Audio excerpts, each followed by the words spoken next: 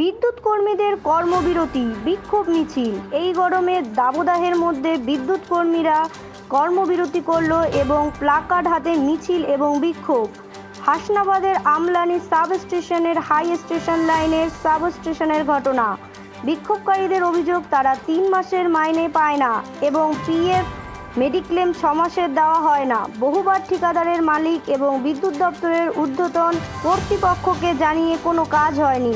অগত্যা আজ বিদ্যুৎ কর্মীরা কর্মবিরতি করে আন্দোলনে সামিল হন। তারা নিজেরা কোনো ফিডার বন্ধ করবে না, কিন্তু 9টি ফিডারের মধ্যে কোনো ফিডার যদি ব্রেকডাউন হয় তাহলে সেই ফিডারের কোনো কাজ তারা করবে না, বিদ্যুৎহীন হয়ে থাকবে।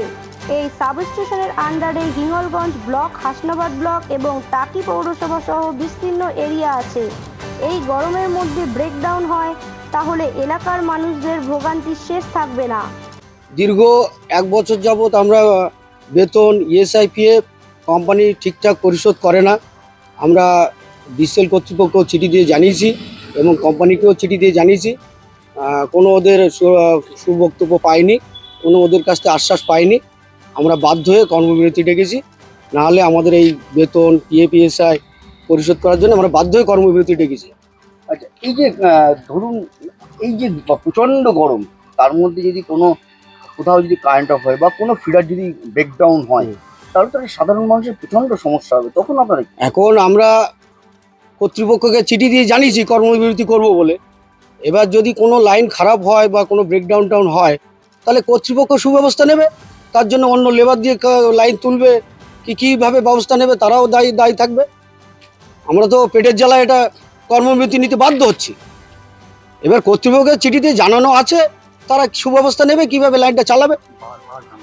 বলছি যে আপনাদের এই যে কর্মবিরতি লাগাতার চলবে যতক্ষণ না সমস্যা না, আমাদের সে সমস্যা বেতন চিঠি অনেকবার করেছি, এক দুবার না, অন্তত 10 বার। তা আমাদের সমস্যার সমাধান কোনো হয়নি।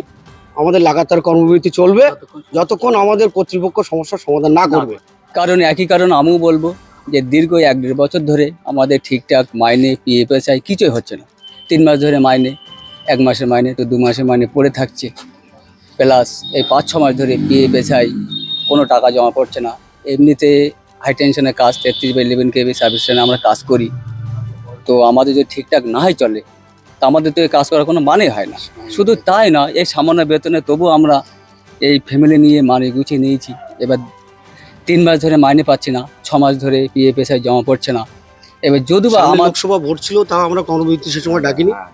তবু আমরা এর মধ্যে নিয়ে আমরা মানিয়ে চলছিলাম, কিন্তু বারবারই আমরা ডিভিশনকে জানিয়েছি, চিঠি দিয়েছি, এই চিঠিতে কোনো সুরাও হয়নি।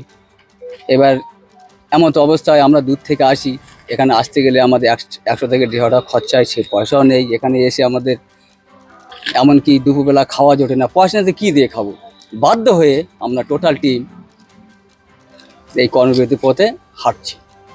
যতক্ষণ কর্মবিরতি লাগাতার চলতে থাকবে, যতক্ষণ আমাদের এই কোনো সুব্যবস্থা না হবে ততক্ষণ চলবো। কিছু করার নেই আমাদের দেয়ালে ফুল পিঠ থেকে গেছে, এই আমাদের বক্তব্য।